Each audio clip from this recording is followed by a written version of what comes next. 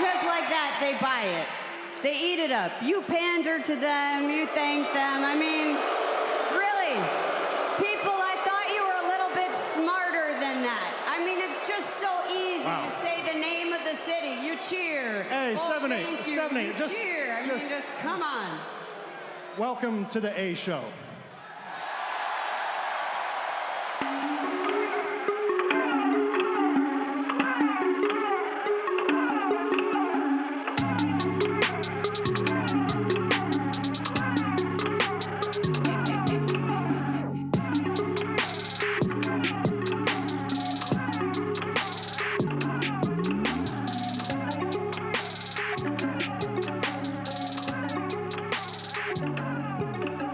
What is going on, everybody? Welcome back to the A Show with the bad boys for life. All pro right. wrestling. Yeah, we ride They should together, really we die give us the together. bag for that. That was You feel me? cool. With the Whoa. bad boys for life. You know what? pro I didn't even wrestling. see that coming, but I'm glad you did it. Whoa! All right, I'm amped now. Let's do this. I am Justin, aka Marcus Burnett, with Meelz, aka Mike Lowry. You like that? Thank you. I did not know his name. I forgot his name. I've seen Bad Boys 2 like a million times. I'm like, oof. Well, It's been a long time since I turned to TBS. We're doing this because, I mean, obviously, Bad Boys for Life drops this weekend. It is the movie event of 2020. Let me tell you, I'm excited. Yes, easily. The black Lethal Weapon, even though this might err towards Lethal Weapon 4 territory. If you know what Lethal Weapon 4 is, you'll probably get that reference. But I'm excited. We were just talking about it for the show. We hit record on the show, and I'm hoping it's not trash. I really hope this movie is at least passable. I hope so as well, because I just, I would be sorely disappointed as someone who is a Bad Boys 2 truther, that it is one of the greatest TV movies. It's a great action movie in itself. I mean, I've heard the Late Fees episode. You can go back to the Late Fees episode, the Will Smith episode. I've heard it. I've heard, it's like, it's a great movie. It's not the most like critically acclaimed, but it's still really good to watch. Bad Boys 2 is probably it was critically panned by everyone but the streets. Like the streets loved Bad Boys 2. Like I remember seeing that. I was super young. I wasn't able to see that movie. There was a literal scene, and I rewatched it a couple weeks ago. There's a literal scene where cadavers are flying out of vans, and that movie that part caused a lot of controversy when the movie came out because it was disrespectful. It was that's how ridiculous these movies are. I'm hoping that in this new world we have, I'm not disappointed in the fact that we do stray more towards PC, but I'm hoping that it still retains some type of ridiculousness in Bad Boys for Life. Oh yeah, yes, I hope so as well. It's bad enough that the soundtrack isn't like, because I think that what surrounded the second one was. Not only was the movie like fire and it was Will Smith at the peak of his prime, but it was also like Diddy, Bad Boys 2 soundtrack. Who's on the soundtrack? Diddy, Nelly, Murphy Lee, Beyonce, Jay-Z, everybody. And now we got the soundtrack. I don't even know who's on it. Like Lil Mama, like maybe Megan Thee Stallion. Oh my God. No, it's Quavo, Khaled, Jaden Smith is on there twice. Oh, yeah, obviously.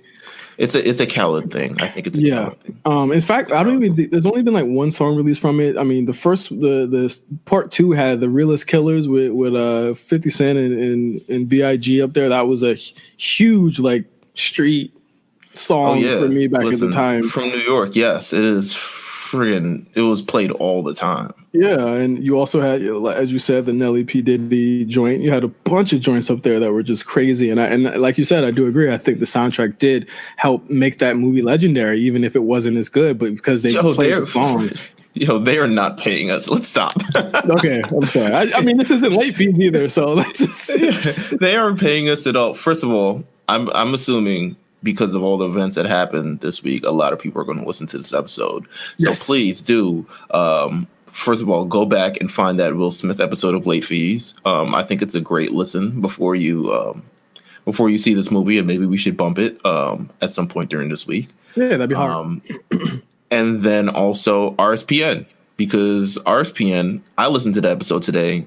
Damn near the last 5 minutes of the show are them talking about Raw because they're watching it at the same time. So you know what? Shout out to Jeff. Shout out to Mark. RSPN. Make sure you listen to that as well, and make sure you listen to all the other shows on the RNC Radio Network. But we've kept you here long enough. We know what you're here for. Absolutely. Yeah. Let's this week. Huge week of foolishness. Can I say? Is that fair to say? That is the best way to put it. A lot of foolishness happened this week. Starting, let's just start from the top. Literally after this show, we've wrapped on recording. Yeah, Backstage came on, and I remember sending a tweet to Meelz talking about, hey, The Miz is a big fan of Otis. What about you? And you're like, I don't forget this show comes on. I OD forgot that show that comes on. And honestly, if we didn't do this show as close to an orbit around that show, I would always forget it was on. And we wouldn't cover it. And we absolutely wouldn't cover it. 100%. But The Miz was on WWE Backstage. You know what's weird about wrestling news? And I'll say the wrestling news world. The wrestling news world is it's flat.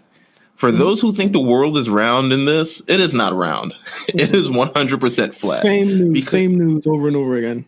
Because the same things go over and over again. But you know what? The Miz was on WWE Backstage last week. And it was quite an appearance. It was by all the same books. It's a Miz appearance. Miz just knows how to do it. Yeah, he's great at press. He is great at press. I think this interview was no different. He's great at promoting himself, even if he has nothing really to promote. I know he has Miz and Misses, but even if he wasn't doing that, he's promoting himself, which I think is just one of one. Yeah, absolutely. And there was what they do during Backstage, they do a lot of social stuff. Obviously, Fox's social for WWE is top, bar none, some of the best social I've seen from a big company. But there was a video where Miz was saying, this was the best WWE Backstage episode ever. And of course, everyone was kind of ribbing him. And then he said, oh, sorry, I didn't change the culture. Right. So that's obviously a play on what Punk said about 2 months ago. And the thing is, I don't think anyone took anything from it at all. No one even mentioned it. There is not a blip or anything. At this point, it's probably 12:01 in the morning. No one cares. It's not. Yeah. It's a blip on the radar. But someone was watching, and that's Well, no, the WWE Fox account was the one that kind of shared that, and someone was watching. Someone who works on the show named CM Punk. Someone who was up that late, who claims he doesn't care. Listen, for someone who doesn't care about the business, right? He doesn't care about. He cares about his job. He cares about his job. Obviously, this was a tweet that didn't even have to. He was probably tagged in that tweet, Meelz. Oh yeah, 100%, because that's how I got blocked. So, but yes. CM Punk gets on Twitter and says, "Go suck a blood money covered dick." And I'm sorry. This is literally what the tweet says. It's gone now, but he says, "Go suck a blood money covered dick in Saudi Arabia, you fucking dork." Have you ever said the F word on the show? Me? Have we? Any of us? I think so. Yes. Okay. I'm pretty sure we have. But yes. Wow. Mm-hmm. That's all I can say. When I saw that, I was just like, wait. How pathetic. In my mind, I'm like, wait, why are you? Why is this even it's to me. And so here's the thing about this. I'm a week removed from it. If you'd caught me the night of or the day after, it would have been a completely different response. But I'm so removed from it because other bigoted wrestling news has come into the scene and kind of usurped that immediately. I'm so removed from it that just the vitriol that I had for CM Punk has completely diminished. I don't hold on to things like I said a CM Punk would, nor do I react to the smallest of things like a CM Punk would, because to me, this was so inconsequential. Yeah, this was so light. CM Punk has done worse. we've all realized that, right? Like CM Punk has done worse on live television to people. To me, what he did with that whole Kevin Nash segment was 10 times worse than what The Miz did with this light little poke thing. And it's obvious that CM Punk and The Miz don't care for each other. CM Punk has a long sort of history of whoa. I gotta stop you there. I don't think Miz cares. I don't think Miz even thinks about Punk like that. No, obviously not. I don't think so at all. I thought he just thought it was a playful little jerk because CM Punk is on the show. So it makes sense. But at no point over the last 5 years where CM Punk is gone has The Miz even bothered to reference CM Punk. There's no I'm referencing the CM Punk chants. He doesn't get CM Punk chants. There's no one's bringing him up in interviews to The Miz. Like the orbit of The Miz and CM Punk is like completely different. So when they were kind of cross paths when he was on the show, a playful little jab. But in terms of just CM Punk, kind of a large part, let me not say a large part, a part that was referenced on his own DVD as to why he was disgruntled at various points in the WWE is because The Miz main evented WrestleMania and not him. I have since been, told, I'm not going to say who, I'm not going to say what, I'm not going to say, but I've been told that the issue extends beyond that, actually. Okay. Beyond just the whole he main evented WrestleMania thing, like it's an actual like thing behind the scenes. Can you provide any context to that? No, I can't provide any context.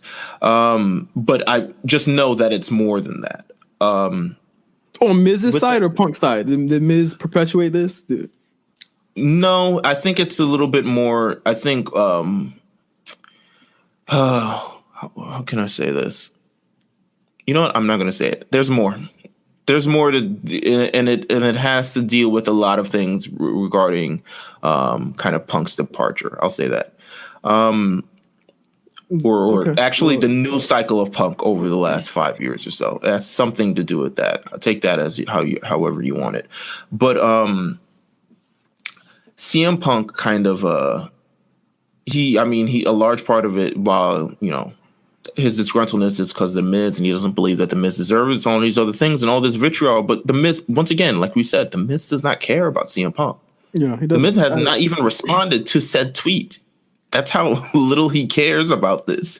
Well, he's got a lot going for himself. I mean, that's just something that to me would be below Miz to even tweet. But I think I don't think it's even in his character, to be honest with you, because he doesn't really use his social media to further any beefs or anything. Like if you look at The Miz social media, he's not in this entire brigade of hate Twitter. He's not in the hate AEW. He's not in anything. He doesn't use his social media for that. And I don't even think he uses his life for that. He has a lot of friends in various places. Most of them are in Hollywood. Some of them are in the WWE as of right now. But he doesn't really use for that. He doesn't use his social media for hate, or he doesn't really perpetuate hate. But what gets me is Punk's, again, not only just the reaction, but for someone who kind of, it's a facade, right? The whole I'm too cool for this thing. I think we all see through that. And I think that's why we don't feel as we don't, and I'm speaking for you, but I don't know if you agree. Like, that's why we're not feeling the backstage thing right now. Like, because it just comes off as him trying really hard. So for him to, for his and this isn't, I want to say, and this isn't us suddenly turning on Punk because it's like cool to hate Punk. This is the fact that we don't really like what he's bringing to WWE backstage. Yeah, no, I think that he is. I think I tweeted it. I was like, you put Paige and him on the same show, they're insufferable together. Yeah, they are terrible together. So it's just like I can handle Paige just by herself, but with Punk there, with them goading each other, and then her like basically being his cheerleader the whole time, it's like it's very grating. It goes against the show. Renee can't touch on certain issues. Renee's not going to speak on certain issues. I just don't understand it. So like for him, for that mask to slip, for him to be like, oh, I don't care, it doesn't bother me, I'm not emotional about it. This is clear. Like anything is a perceived slight to him. He didn't even say his name, bro. He didn't say your name. It was just a cool little jab. It was just like, I'm sorry I didn't change the culture. it was almost really self-depreciating to Miz, right? It was almost like, damn, well, I guess my appearance wasn't as big as his. You know, Right. it was sarcastic. It was like, yo, you know, I know I'm not as big as Punk. I thought Miz handled it the right way. You don't see me say that a lot, but it's like I thought Meelz handled it the right way. And just weird. Even weirder though, Meelz, is the fact that like journalists like your Meltzers and all of that, they didn't really cover this, huh? They didn't give it the outrage that they would certain other things we'll talk about on this show today, huh? Nah, not really. And you know, I think it's because they weren't given. So I don't think the Miz gives you a lot. I don't think there's any real backstage kerfuffle thing about Miz, right? Like I learned this entire thing like kind of offhand, but when you look through the dirt sheets for the last, I would say probably like 3 years, we're not really learning things about Miz. Like even after his like WWE, you know, the infamous talking smack thing, like there wasn't much news behind that. There wasn't much news like, oh, we're lining up Miz for this or backstage, like the heat between There's not much of that. I can't explain why. Maybe it's because the wrestling journalists don't necessarily find Miz interesting to cover in that sort of way. But also, yeah, this didn't really get, I think for as much as it's said in those 1, 2, 3, 4, 5, 6, 7, 8, 9, 10, 11, 12, 13 words, there's a lot in that. Yeah, it says more about Punk than it does Miz, and I think that's where we should leave it. Yeah, I agree. It says a lot more about Punk, to be honest with you. So, yeah. Next we'll up, see how that goes. I don't think anything will happen, but yes, we'll see how that goes. Oh, no. People thought he was going to get fired. I don't think it's going to happen. That's why I deleted it. Somebody probably called him.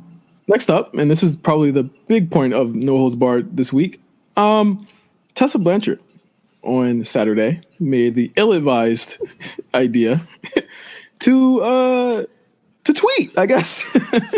Yeah. To tweet. I didn't like her original tweet either way, but like, you know. It was just weird. I've seen people say that was a shot at Becky. There's a million. You know what? I can't say it's a shot at Becky because the same orbit, not really sure. But to me, I don't know. You know, there's so much things I dislike about this, but yes, please go on. Hold on. I'm going to let you get to it. Tessa tweeted out, "Hey, women, try supporting one another. Cool things happen." Okay. So Chelsea Green, NXT main event star. Chelsea Green said, "Wait, I don't want to get people confused. It's NXT main event. No, this is NXT / the WWE main event, that produced show that happens on Hulu every Monday." So I don't want anything to get lost in the sauce or anything. Yeah. But you know, she's here. She's Raw featured. You know, yeah, Raw featured one time last month. Chelsea Green says, "You've consistently put down, bullied, and belittled countless female workers, including me. Is that support?" Which brought up Allison Kay to say, "This is what really kicked it all off. Remember when you spat in a black woman's face and called her the N-word in Japan? Was that you supporting women? The audacity of this tweet," which led Chelsea to respond with one of those with a GIF basically that says, "I remember that," which caused countless other women to co-sign this story, as Tessa saw literally her whole life flash before her eyes on social media. Right. That Saturday was just a wild day. I mean, someone found, I don't know if this is true or not, someone found some type of audio of her like pooping. I don't know where that came from. I don't want to be on that side of the internet, though. I don't want to be on that side of the internet. Be clear if that is true and that's what she wanted to do and she did that for money. We're not shaming sex workers. I'm just saying how crazy it got. Yeah, it is. I mean, oh my God. Yeah, I'm just saying that's just how 0 to 100 it got on Saturday as far as this whole thing goes. There was a lot of people that came out in opposition to Tessa's tweet, and I feel as though we should all listen to them and that they all have the right idea about things. And there are also some people that I feel as though were just like the Jordan Miles incident, also almost in reverse, wouldn't you say, that came out just blindly defending it and defending her, even though people have already said the opposite. without even so, first of all, there's a number of, I mean, for people who saying it's not true and kind of taking her word for it, there are multiple people, multiple other people, even the people kind of against it, kind of acknowledge that it's true. Like you're reading Ariel Monroe's tweets, Big Swole, and she is like, yeah, I try to diffuse I heard about it, and yes, I try to diffuse the situation, kind of alluding to the fact that whether or not what words are said, there was an altercation that happened that was brought up, and there was some sort of diffusion that tried to happen out of it. I don't know. With that said, I mean, this is kind of like, it's kind of like taking what we kind of the world that we live in now and kind of trying to sort of, it's really echoing the same kind of thoughts. And I say that because there's this, hold on. There's a situation now, I think it's happening in the UK with what is her name? Meghan Markle. Yeah, Meghan Markle. Mm-hmm. And they're dealing with racism because of that, and saying that she's feeling like racism from the royal family and all of the other stuff like that. And this is kind of a similar thing too. Like someone who's clearly a racist comment has been said. A racist comment has been, said very aggressively, or at least implied very aggressive. Reportedly has been said very aggressively. I don't want to say what I'd say because I don't know what it is. However, everyone's kind of coming to the defense, and Tessa's kind of victimizing herself, saying that people are trying to use the moment that she's going to have on Sunday, where she wins the Impact World title, and people it's kind of opportunistic and trying to belittle this moment and trying to expose her. And I'm like, bro, but no one would have said anything if you didn't say the things that you said. Yeah. Do you understand? It would have never came out. It would have never came out. It would have never came out. And if people, honestly, if you weren't. Well, to be clear, I won't say it would never come out, because these stories have existed. Obviously, we've heard about Tessa, her tumultuous relationship with the WWE, her leaking the spoilers from the Mae Young Classic, her getting into altercations with women. Damn, that was her? Damn. Yeah. Her getting into altercations with women in that tournament as well, which kind of shut the door, at least temporarily, or maybe like permanently at this point, with that company. And her leading her to have to kind of find her way in other places before eventually landing at Impact, where she is now the champion. But I can't say that we just found out about it. I think that the crassness of her making that tweet, and just really just the unapologetic response in terms of just like, I don't even feel like I need to address this because it is beneath me, because I have something else that I'm going for, and this is what I'm striving to do for this, and this is what I'm trying to do, and I don't really have to address those concerns from these people who are making these classless allegations. And I'm just like, well, she responded to Chelsea saying, and she said, I've never been anything but kind. I've dealt with mean girls since I started. And just the classic, white guilt thing. Not saying I'm a saint, but I've made silly decisions. Such is life. It's so being racist is now a silly decision, and this is what it is. It's right. It's like now you're trivializing something that's completely deep, and it's not only deep, on a social level, but in an emotional level and an internal level and in a mental level and on so many different levels. And now you're kind of trivializing it as a silly decision, as opposed to taking whether or not you did or not, and accountability or not. And you probably did, to be honest with you. I mean, I'm assuming from everything that's been said thus far that you said something. Yeah. Not even the accountability, not even I understand what this meant, and this is disappointing some of my fans. I would never like to do or anything like that. You dismiss it immediately. And this is not something you dismiss. This is not something that you're above. This is not anything for that. So to make it worse, the person in question, La Rosa Negra. You should finish reading the tweet too. She says, "Such is life. You have zero merit in your comments. Instead of putting me down here for a little clout, you have got my number." Yeah, also using urban words there. But I was gonna say La Rosa Negra, she did put out a video that confirmed seemingly what was being said, not in so many words. She didn't call out Tessa by name, but she did say that she was glad that women supported them. And she talked about why she didn't say anything, because there were a lot of people that were getting on Allison Kay about her tweet saying, well, why did you wait so long to say something? And again, let's be sensitive here to the situation that's happening, right? There are reasons why people don't say anything. There are reasons why, and that is because they want to respect the story. They want to respect the person they were leaving that up to her to say. And Allison Kay said that she got the permission from Rosa Negra to talk about the incident. And I think that, again, there was a lot of people on that side saying, why would you wait this long to do it? This is a setup. This is not a setup.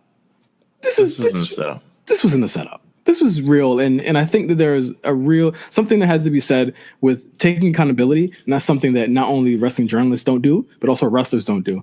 But I also think that there should be accountability in the way that fans consume this type of stuff.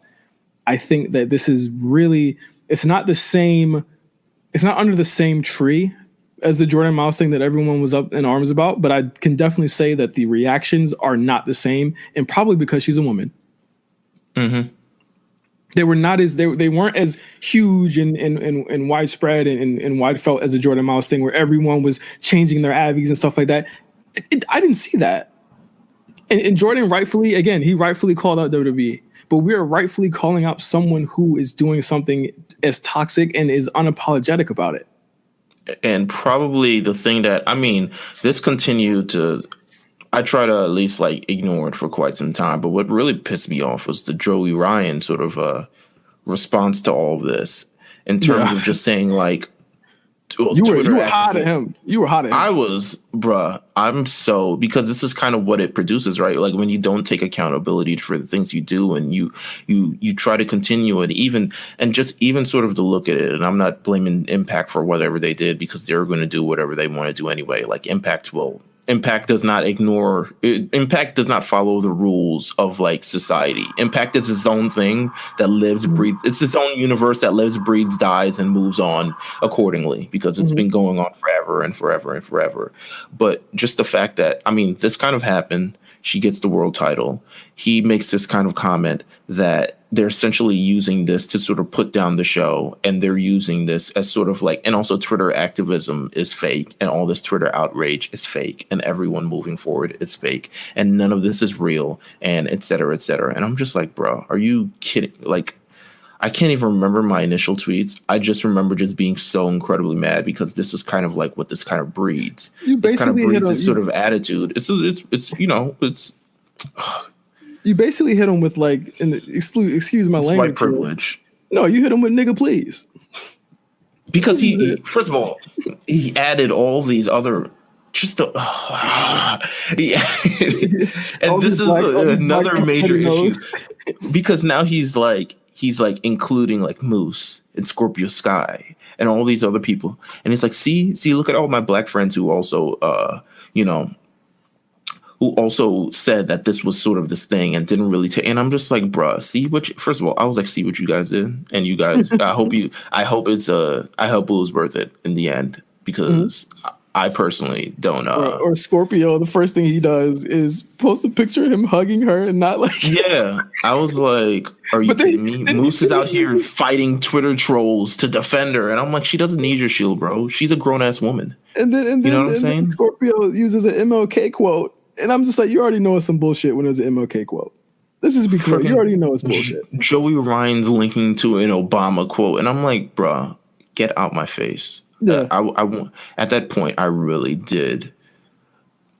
I was very mad, because I was just like, okay, this is what this breeds, and this is the thing that's going to continue to breed around the world and around the country, at least in the times that we're in, where people don't feel like they need to be accountable, and because they feel like they don't need to be accountable, they don't take any blame, and because they don't take any blame, they just feel like all this sort of everything around it, and victimizing themselves at this point, and trying to make this as they're coming after me with pitchforks and things to put me down at my moment, and put down Impact Wrestling. Listen, no one watches Impact. Relax. I'm gonna keep it 100 with you. No one watches Impact. So this isn't a big thing. There's scoring the show or Hard to Kill. Hard to Kill will do the numbers it was always supposed to do. Which I didn't watch it. So I didn't watch it because whatever. But and I'm sorry for all the people that, that work at Impact that I don't, but it's, the fact of the matter is like, this is kind of what it breeds, and people are not taking accountability for stuff. And I thought part of me in my brain was like, oh, not as much as all these people are speaking up as well, look at all the people who are also staying quiet. And I'm just like, you know what? I'm sure people have various. Well, some people didn't. Some people didn't stay quiet. I think what Keith Lee and Dijak did was pretty hilarious. I didn't see it. What happened? Keith Lee kind of parodied the tweet. It was basically that y'all are being like super catty. Like, y'all need, like, shout out somebody that showed you love, basically. Like, it was a funny tweet. I don't feel like looking it up, but I thought it was pretty funny. Let's move on. Let's move on. Before we get off Impact, Brian Cage reportedly signed with AEW over the weekend, but his wife denied it, and he's also injured. So even if he did, which I do think he did, he's not going to be in action for at least 8 to 12 months, I think. So wow, congrats to him. Damn. What do you think his win-loss record is going to be in AEW? Listen, everyone loses in that show. I've seen 3 Brian Cage matches in my life, and I couldn't even tell you how much of those he won and or lost. So, you know what? More power to him. National television. We'll see you in a year. Hope it goes well for you, bro. Everyone was like, why isn't he at the Performance Center right now? And I was like, because he literally bleeds HGH. Like, there's no way he would pass physicals there. It is. He is so insanely, like, ridiculously muscular that it is insane. That WWE would be flagged for just featuring him on the show. Where someone would be watching and be like, what's all that about? No, they don't even make guys like that anymore. Yeah, you see the Adam Coles, the Johnny Garganos, the Kyle O'Reillys, and all the other stuff, and then here comes this giant muscular guy, and it's just like, what's all that about? Like, what are we doing here? But you know what? More power to Brian Cage. I hope it goes well for you, bro. Next up, I know you don't like these guys, and I feel the same way. But I'm kind of over it. Yeah. The Revival. I respect them in the ring. It's just like, but it is what it is. The Revival, they might be on the way out. They might be on the way out. They could stay. They couldn't stay. Apparently, they're in the throes of a huge contract renegotiation, which could lead them to leave the WWE very, very soon. In fact, within the next 2 to 3 months. They have filed for a trademark for the name of their finishing move, which kind of means that they plan on using that outside the WWE, as well as the FT RKO thing. They filed a trademark for that as well for merch. Just in case Randy shows up somewhere. Oh, yeah. Which, I mean, I don't know how that's even going to happen, but yeah, there've been a lot of rumors for like a very, very long amount of time that these guys are on their way out. They're unhappy, that the negotiations, that it's not about money. I think I saw a report say it's not about money. It's about making a great tag team division. And I think that's commendable, but I think that there are more people that I think that I would be rooting for in that case. Like, if they are gone, like, call Oni Lorcan up. I haven't seen him in like months. Here's all I'll say about this Revival and all this news, and I'm glad that they're taking a break, because it seems like it's a similar thing with the Sasha Banks thing that led to her break, where she was just mentally frustrated and just mentally wanted out. And I think everyone kind of needs to reset, especially when you're making life-altering decisions like this. You kind of want to do it with a cool head, as opposed to kind of fueled by emotion and rage and all these other things, and just feeling like you aren't being used. I think the Revival, if they are genuinely unhappy, should leave. I think it is a disservice to them in their career to continue to be in a situation that they personally don't want to be in. I think if they feel like it's going to continue, they should just leave. I don't blame them for leaving, because I also would not stay in something I don't want to be in. I think don't sign and complain. But you know what? You know what the thing is, though? Like, we all have jobs, and we're all going to complain. That's why I don't necessarily blame them. Well, online. yes, I'm over the complaining. Like in terms of just all of it, I'm just like, I'm good on it. Like I could deal without it. And I think that's what they've kind of seen as well. I hope they've seen this, at least from this aspect that they're seen as well. But I personally, if they leave, I wish the best for them. I think quite honestly, any tag team division could use them because I do think that they're a helpful team and they're a great team. And, and NXT and NXT has provided them a great platform, and Monday Night Raw and Friday Night Smackdown has provided them a great platform, and it'll do wonders for their career outside the WWE. But other than that, if it happens, all power to you. I really don't. I don't want to say I don't care, but bye, bitch. You know what? That's fine. Moving on. Triple H makes a crash joke towards Paige, which prompted a sign of the time. A lot of controversy, but I think this didn't even get as much attention as like the Tessa thing got, which I still didn't feel like was like DEFCON 5, like Jordan Miles. This was kind of like, I barely saw anyone talking about it. But I think it's because, well, the Tessa thing, I think, is because 1, racism, 2, woman, 3, various other things. The Triple H thing is a very crass joke that is a very unprofessional joke. And I do agree that it was 100% unprofessional. I know who the person Triple H all right, let me refund that because I don't know the person Triple H. From watching Triple H on various platforms for the last 25 years, where he's trying to kind of use humor to break an awkward situation. That's what I think it was. To me, it's kind of a sign of the times, because if this had been 1998, it would have flown, and worse things have flown in 1998 from Triple H's mouth, to be honest with you. Yes. I'm talking about Sunny. I'm talking about Sable. I'm talking about all the other girls that he has just said things about live on air, and it was just dealt with a laugh. I think what was worse was that, the joking question happened during him talking to press in the UK during TakeOver UK. What a terrible decision, I still think, but yes. Yeah, it came from like talking about wrestlers like Edge and Paige not being cleared, or the rumors of them coming back, and him saying, we make sure that they do as much as they can, and we make sure that we're 100% thorough so that they get to go home to their kids. So he mentions Edge, being able to go home to his kid, and Paige, and he says something to the effect of, Paige, who knows, she might have some kids she doesn't know about. And then in silence, then he says, that was a joke, guys. And then they all start laughing. Again, I'm not one to say who this guy is. I'm not going to defend the joke. It just did seem like what you said, Meelz, that he was just trying to make light of the situation. But he could have used a better... I wouldn't say light of the situation. Cut the awkwardness in a room. Yeah. Because it was an extremely heavy. It was extremely heavy response, and I think he was rambling at some point. But it was crass. But it led Nikki Bella to come out in a little bit of a way to say something about it. Yeah, Nikki Bella, Paige, Renee, all these other people. And honestly, I don't blame them, because I do think it was an appropriate joke. And I think the way Paige feels just in general about things and how she's perceived and how people felt like she was over the last number of years is a type of way.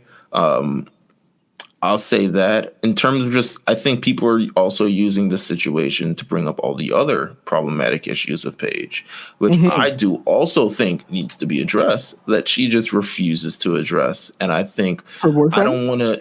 Yes, her boyfriend. I don't think it needs to come from this situation. And I wouldn't say just because he said this joke, but what you need to do, I think it just needs to be addressed in general, because it's not cool, any of the things that he's saying. And even her boyfriend right now, which is saying like Triple H should be ashamed of himself. I was like, really, bro? Like you're like, racist.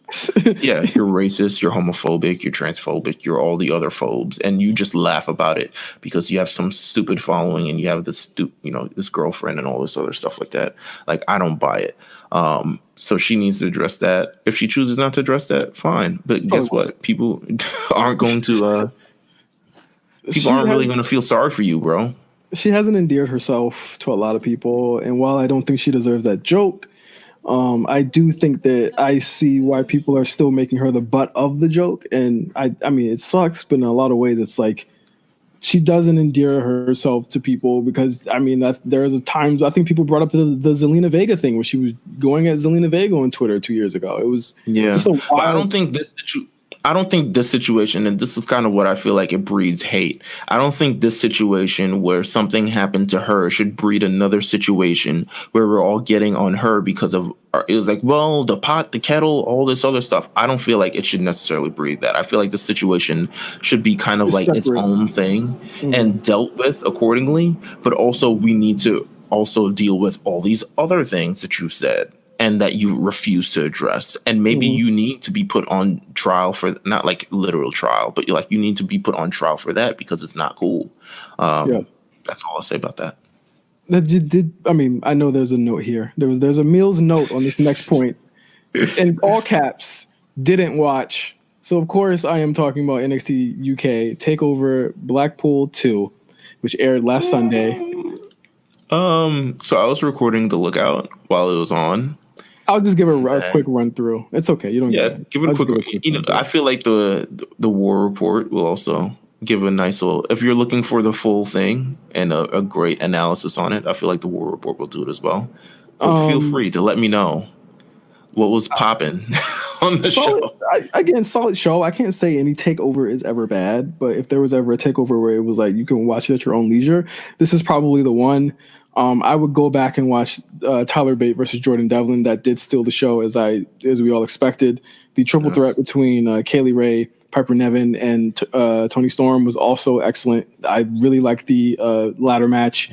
Again, the thing about these UK takeovers, the main events never hit to me. I always feel like another match should have been in the main event because you give them these 30, 35-minute matches. 40-minute Broadways, right? Yeah, and Joe Coffey is not the guy to put in that position, and you did it for the second time in a year. And I think that he screams mid-Carter to me. I just never bought it. I did like the ending with Undisputed Era coming out. That kind of saved the show. But again, if you got to ask me if I'm going to be watching NXT UK after this, I'd still say I wouldn't. I still say you get the most out of the Blackpool shows, the NXT takeover or NXT UK takeovers out of this because they condense the story in a way that you don't even have to watch the 2 or 3 months of TV beforehand, and because they do it for you. So I'd still say not to watch NXT UK. I can't do it. I don't do it. Yeah, I don't know what would get me to do it. I think they're hoping that Worlds Collide gets me to do it.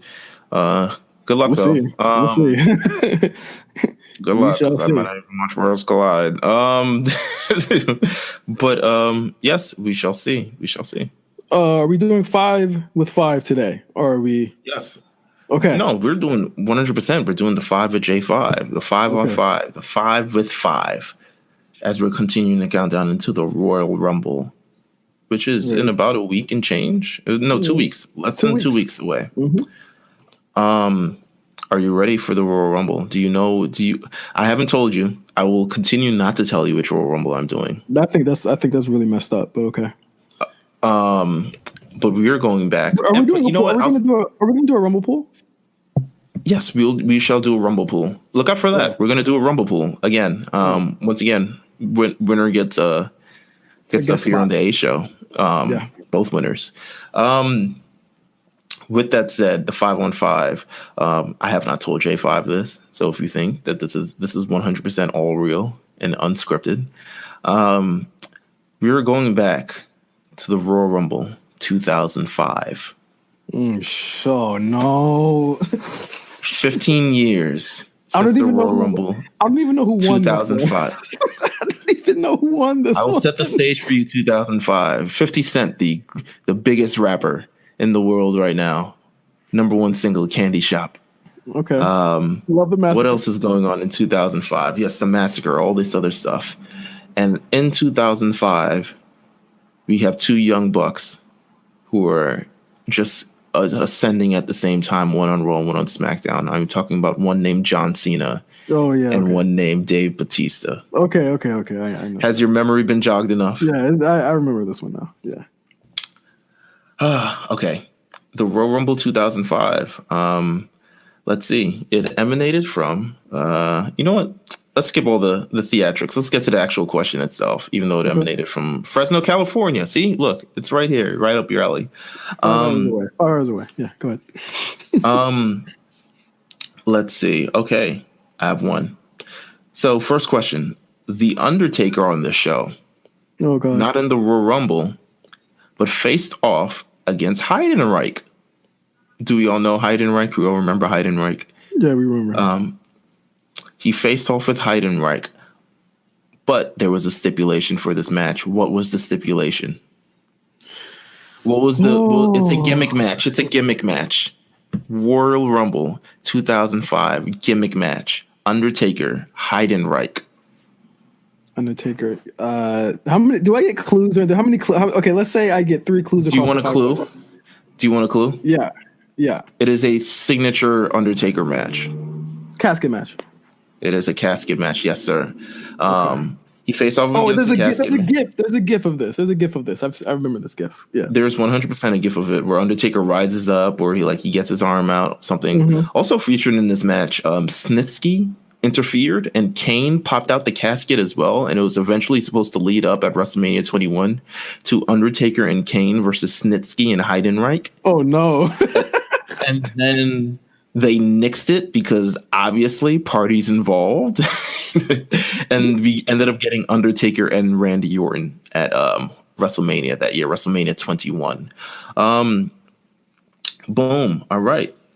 WrestleMania 21. Speaking of that, oh shit. You know what? I'm not going to do that question anymore. I almost ruined it. Oh my God. Okay. During this evening, Eddie Guerrero stole the number early in the evening. Whose number did he steal? I know this. It's an incredibly funny set of segments. Oh my God. Was it was it Guerrero? Eddie Guerrero stole a number from another entrant in the Royal Rumble. Whose number did he steal? Oh my God. Whose number did he steal? Do you need no, I don't want to use another hint. Oh my God, I know this. I feel like didn't Kurt steal a number that time? No, he did not steal a number. Are you sure? I'm sure he did not steal a number. Eddie Guerrero. I'm saying this. These were all right. So here's a hint. There were backstage segments with Teddy Long and Eric Bischoff with the Rumble cage. Eddie Guerrero bumps into a Raw superstar at that time, shakes him up, daps him up, then steals his number. And I'll give you another hint. No. That's my last hint. No, no, I don't want to use it. I don't know. I'm lost. Go ahead. It was Ric Flair's number. Oh, come on. All right, whatever. I was gonna give you another hint. So I was gonna also ask follow up bonus points if you could remember what number that he stole. But you wouldn't get that. He stole number 30 from Ric Flair. Number 30? He stole the number 30, but he eventually had to give it back. That was the thing. See, now that's what messed me up. Okay. Yeah, that's what messed me up. All right. He eventually had to give it back. That was tricky. That was tricky. Let's see. Number 3, Shawn Michaels had a big elimination in this Royal Rumble that eventually led to a major program. Who did he eliminate? This is 2005. I know. I wasn't gonna say. I wasn't gonna say. It's Kurt Angle, right? Yes, it's Kurt Angle. Yeah, it was 100% Kurt Angle. Yeah. That was actually the one that I flubbed up on when I said WrestleMania 21. I didn't want to. I could have masked that. This Rumble marked the marked the debut of the $1 Million Tough Enough winner. Who was that Tough Enough winner? Maven. No. $1 Million Tough Enough winner. This is 2005. Maven is 2001. Hold on. 2005. Let me $1 Million Tough Enough winner. 2005. So Maven was like the year or 2 years before. Maven was like 3 years before that. $1 Million Tough Enough winner. Here's a hint. The $1 Million Tough Enough was not an actual reality show. They competed on Smackdown Oh, Also Daniel Pewter. There you go. See, Yeah. Daniel Pewter. Okay. He almost sunned Kurt Angle live. First of all, they put him in the ring with Chris Benoit, Eddie Guerrero, and Hardcore Holly. So yes, his chest was like ground meat after that. Number 5, and I'll say this because you have a vested interest in it because you're a person who loves dogs. Rene Dupree was the number 17 entrant in this Royal Rumble, accompanied by his French poodle. It is Fifi. Fifi is the French poodle. Oh my God. Bonus points. Do you know who won this Royal Rumble? Yes. Batista sort of won it. Yes. John Cena won first, then Batista won. They both hit the ground at the same time. Vince McMahon comes out, tears both of his quads, trying to get into the ring. Is sitting down, yelling at people, yelling at them to restart the match, which under any circumstances, restarting the match would bring all 30 entrants back out, but whatever. And then Batista wins. So there we go. The 2005 Royal Rumble. I hope you all enjoyed it. We ordered this back when I was a kid, so I saw this live. It is a terrible pay-per-view. Do not watch it again. It is god-awful. I mean, it starts off with Edge versus Shawn Michaels, which isn't that bad. When he gets a Taker versus Heidenreich, I think there's I'm not sure if there's a women's match on the show. I believe there is. That also isn't good. Didn't they finally run back Triple H and Randy Orton on that show? They did. And Randy Orton had some like concussion thing going on, and that ended poorly. That was like a 30-minute match too. Like, it's a bad pay-per-view. Don't watch it, but enjoy the Royal Rumble if you can. Coach is in it. Let's get to the shows this week. Yeah, let's get to the shows really quick. We can let's get to current shows. Yeah. Friday Night Smackdown. Okay show until the end, I thought. It was going good until the end. I think, God, what can I say about this show? Smackdown, they just don't got it as good together as Raw, right? No, they don't. I think, and I have this point down on the notes, is I think it's the booking of the top guys, or rather the top guy that's just, why does Roman have to get beat up every week? Like, I don't understand what sense that makes. I mean, I know if they're going to be heating him up for the Rumble, they only have 2 weeks to do that, right? So they've announced that he'll be pulling double duty at Rumble. He'll be facing Baron Corbin and entering the Rumble. So I guess they're going to add more obstacles for him to face.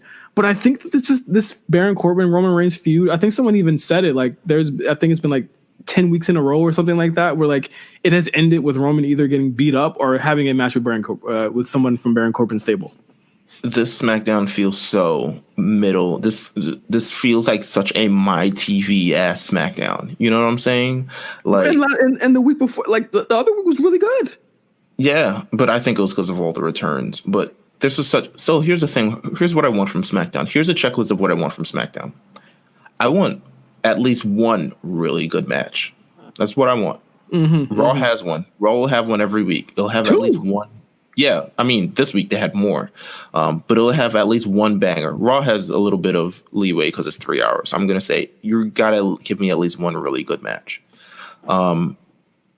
You've got to do something just different with the women are just the Bailey and Lacey thing. Okay, I kind of get it now. It was good this week or last week. I'm still not. I get the bait and switch type of deal, and I thought it was really good. And I think it makes Bailey look like a jackass. And I guess you feel sorry for Lacey if you're into that type of thing.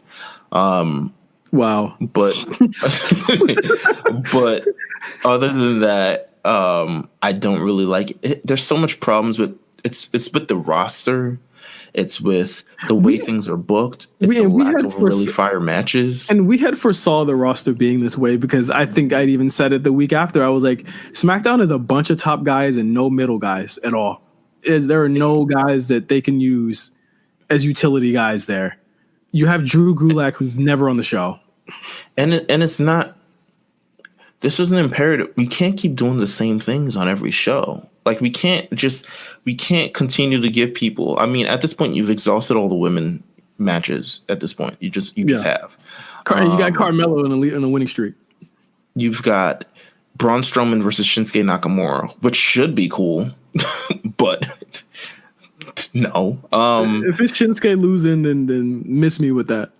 But the thing about Shinsuke is that he'll lose that belt and then win the tag belt the next week. Like, this guy never not has a belt.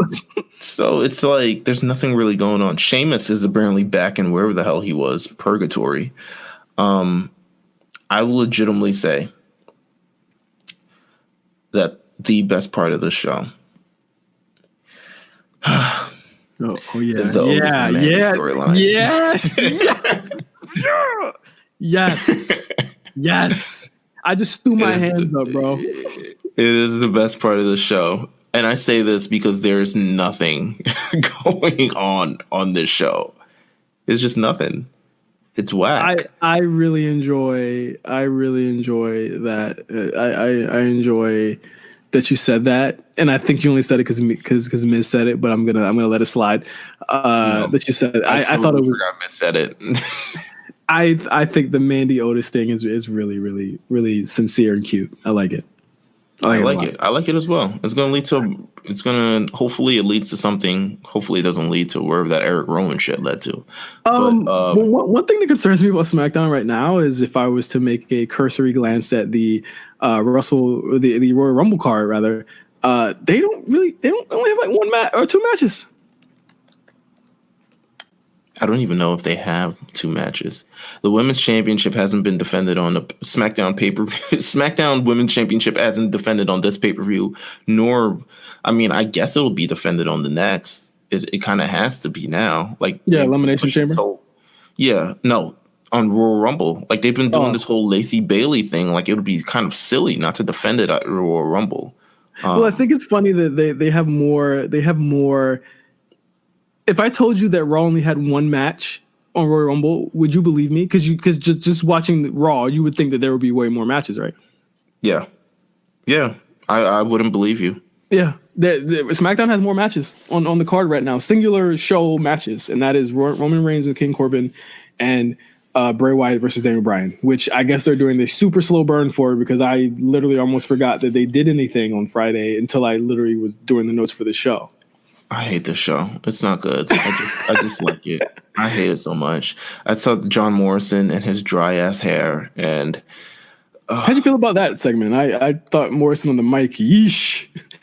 The more things change, the more things stay the same.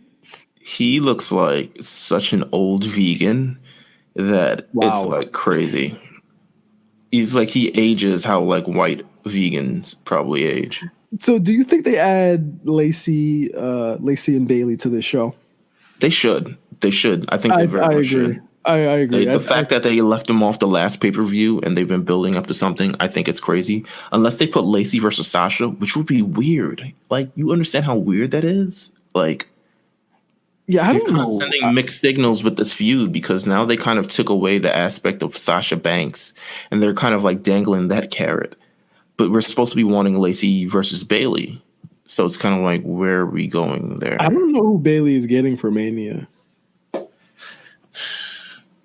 I really don't. At this point, I don't know who's going to return. I mean, just put all the women in a match for that. I think that's... might as well. Yeah, might as well. I think that's the way you go with that one. The Usos are back. They're kind of, they're doing the same Uso thing. I just think... Oh, Bobby Roode is back. That was interesting. He looked way more jacked than he did when he was there. So it's like they looking more jacked than before. That'll teach him. They get suspended just to get back on the gas, that's cool. I like that. That's dope. It is what it is. Yeah, I can't say much about SmackDown. Can we go to Raw? Yeah, there's not much. Yeah, we can go to Raw. Really liked Raw. I mean, not a surprise. I thought that 3 hours kind of sped really fast for me. The fist fight was so fun. How did you feel about it being billed as a fist fight? First of all, I thought it was going to be like a game of knockout. I thought they were really going to. You thought it was going to be what was it on Hot 97? The slap contest thing. Yeah, slap boxing contest. Slap boxing contest. Yeah. Oh my God, what was it called? That's what I thought it was going to be. I thought it was. I thought that it was Smackfest. Hot 97, Smackfest, yes. Smackfest. If you ever want to see, or Slapfest rather, if you ever want to see something completely illegal and goes against all types of HR codes, but yet still being aired on the internet in front of millions of people, YouTube Slapfest Hot 97. There you go. There were no rules. There were no rules back in the day. I thought that, I thought it was a good draw, and I think Heyman's really good at this, him and his committee, of making a match sound like, because everyone was like, this is just a regular no holds barred match. And I was like, yeah, but the draw is that you're going to watch it because it sounds like it's something different. You know, it's like, it sounds like they're going to be like taping their fists up and fighting when it's really just some blood sport shit. Yeah. Yeah. It's just a bunch of dudes fighting. And I thought that, again, dude, the storytelling of Buddy Murphy, can we just talk about that? Buddy Murphy. I mean, yes. This was I remember thinking this went somewhere, and I was like, "What word?" That's why I went. I remember Christian on Backstage last week said, "I think Buddy needs to win one of these matches," and I said, I remember saying, like, I don't think Buddy Murphy needs to win any of these Aleister Black matches because these matches aren't for Buddy; they're for Aleister, and I think Aleister needed to 3-0 him, but I didn't think further ahead of that. I would have never expected that the 3-0. No, you couldn't have thought this. No. I don't think anyone in their wildest dreams could have thought that this would have happened. Nobody did. And I think the storytelling was great because after Black and Murphy had another spectacular match, and again, like Meelz said, Raw is going to give you one every week. And if it's these two guys, they're going to give you a great match. He beats him again. Shout out to the Black ref for messing up the count somehow. And he sits through what, 2 or 3 segments outside the ring. He sits through, he's sitting there for about 20 minutes, which I thought you couldn't do because the referees are supposed to like cart you to the back or something. He sat through a Eric Rowan match, which I thought was not even I can do that, but he did it. And when but it tells such a story, right? Yeah, when you get to the actual, like, it tells such a story of, like, first of all, the lack of direction that Buddy Murphy has internally, and the fact that he can't find a win. He doesn't know what it is anymore. He doesn't know what himself is. And he just reaches out to the only hand that reaches back to him. And then it also tells a story of Seth Rollins, right? Like the Monday Night Messiah, and he's converting the people and he's converting them. Yeah. And and you see it right in front of your eyes. I'm like, man, this is, I could have never seen it. I thought it was just fantastic. It really did make Seth cooler. I thought Seth saying, "Help us, help me," and then Buddy coming I thought that was hilarious. He gave Big Show a low blow, which helped them, which then helped AOP Seth basically get the best of him. And of course, this match was all based on if they can't continue. Of course, he gave him the stomp. Did you notice how they were protecting Show this whole match? They were like, yes, because Big Show looked legitimately afraid. Yeah. He's like, I just got this hip. Like, if you look on YouTube and you look at the screen cap for the video for this show, you see Big Show's face as he's about to be put through a table in complete terror that he just got this new hip and it's not even fully aligned yet, and he's about to go through a table.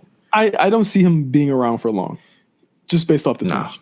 Him taking the stomp, Seth's and again, all power to KO and Samoa Joe, who were giving him kind of lighter punches. All shout out to the AOP who protected him, and also Seth. Shout out to KO for that sick ramp run, man. Oh yeah. That was, but I mean, like, just more specifically, Big Show. Like, I thought they were handling. Oh yeah. I could tell they were handling him very well, and I thought all the guys did a great job. Even Buddy Murphy with the low blow, like, kind of did it softly just so he knew it, and I thought that was cool. But I don't see Big Show coming back. I don't see him staying very long after this. This is like a one-off. Yeah, it remains to be seen, but yeah, I agree. So we have a new stable. We have Seth's new stable. They don't have a name yet. I'm hoping that they deliver by next week. But I also have to commend Heyman for stretching out this KO Rollins match. It's a match we've seen before a lot of times. Obviously, the roles are different now, but the way that he's layered this storyline with different characters like Samoa Joe, Big Show coming into it, now Buddy Murphy, to keep these two away from each other. They're not even scheduled for a match at Royal Rumble right now. This is strictly a TV feud, and I'm compelled. I agree. And I think he realized that their stock is, at least if you want to improve TV ratings, you have to have these TV feuds or TV payoffs, right?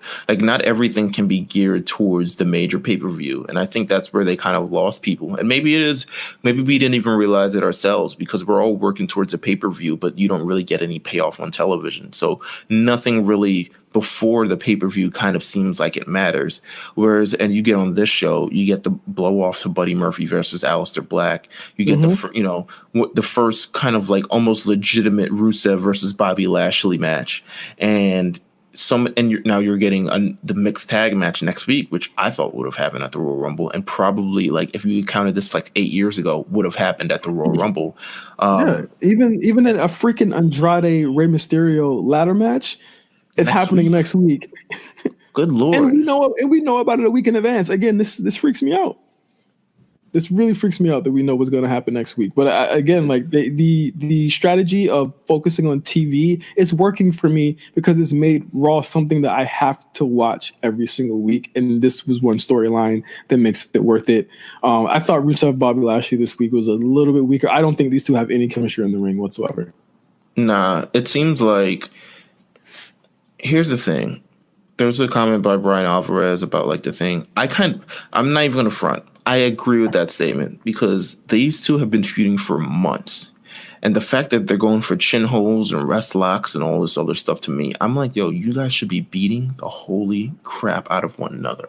Like, in my opinion, to sort of really tell this story. But yeah, they didn't look like they had any chemistry. It kind of missed a complete step through all this other stuff, man. Like it's crazy. What did you think of What did you think of like amateur night at the Apollo, Drew McIntyre? He's good, man. He's good. 3, 2, 1 kick. Like that's over. Don't deny it. That's over. He is. It is not over. him getting a win interesting. Him getting a win off AJ was really crazy to me because no one beats AJ. I just thought that was really weird that Drew just. Or I guess it's just when minorities don't beat AJ. Maybe that's it. Maybe that's it. Maybe. Yeah, but Drew got the win over AJ. And the impromptu triple threat match that I wasn't really mad at. I thought it was a really good match. I think the whole AJ and RKO stealing each other and Randy Orton stealing each other's moves is I think it's really funny and I think it's great. And I think AJ is doing a pretty good job in that. Like, I mean, Randy Orton delivering a Styles clash is not something I would have thought I'd see this year.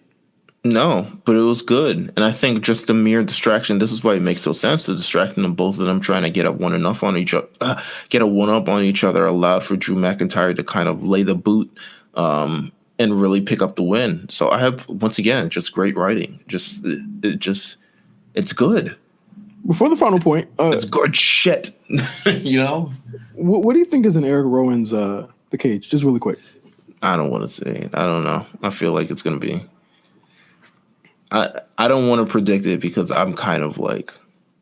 I can't wait to see what it is. It is something that I am drawn to that as well. Again, TV focused storylines that are away from pay-per-views and it'll main event Raw when we find out. I'm sure it will. Oh yeah, it's going to be amazing. I'm sure when this marriage stuff is done, it probably will. Final point: the Becky Asuka contract signing. I thought was incredibly well done. I thought it was short, sweet, to the point. I thought Asuka did what she needed to do with spitting the green mist. I thought Kyrie was funny. I did have a problem with Becky's promo after because I had no clue what she was talking about. She sounded like it was a little rambly. She sounded like she was on bath salts. She did get a little misted to the face. I think, you know what? Her promos have been carrying this feud. I'm gonna give her a pass for this. Ultimately, because I did think it was for everyone who has like been down by the mist, she sold it very, very well. And then she also kind of showed that she's not going to be completely taken out by this mist. Yeah. And said, I still got the fight. I still got so much other things going for me. So I dig it. Yes, it was a little rambly. Yeah, a little rambly. A little weird. Couldn't be weirder than Brock Lesnar and R-Truth, but No, Brock saying that's what's up was hilarious, man. Hilarious. I'm a fan of Brock, man. I'm a fan of Brock. Good for him. He's helping the kids this week.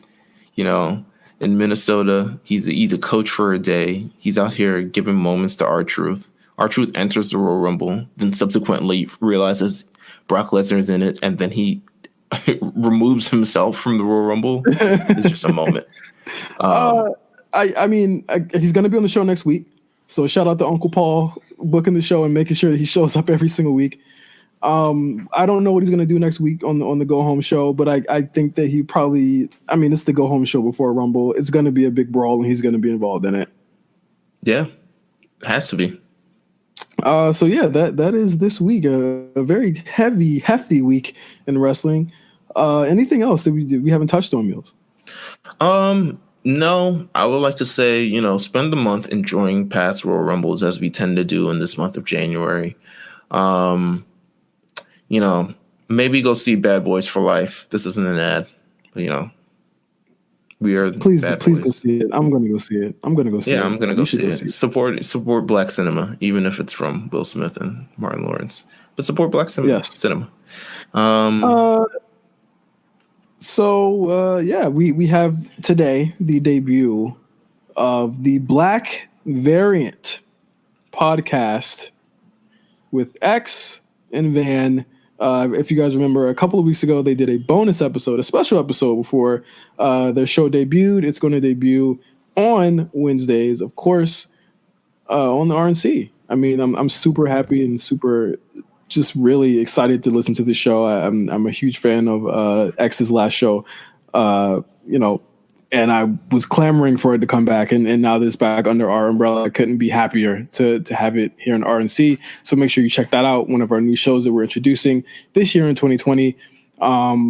Again, thank you guys for all the support. Follow us at RNC Radio Live and follow us at A Show RNC on Apple, Spotify, and SoundCloud as well. So until next week, I think we're going to have a very special episode next week, right? We should have a very special episode. Of all the stars align and everything comes together. It should be a very special episode that I think the A Show audience will love. So yeah, make sure you stay tuned. The A Show. Subscribe. I think that you guys will really like our very special surprise. I'm really excited about it, and I think it's going to set a new precedent in what the A Show and just everything is capable of doing. I don't want to reveal too much, but yeah, next week, make sure you listen to the show. And for Meelz, I am Justin. We're the Bad Boys for Life of Pro Wrestling Podcast. And until next week, peace out. Happy Rusev Day.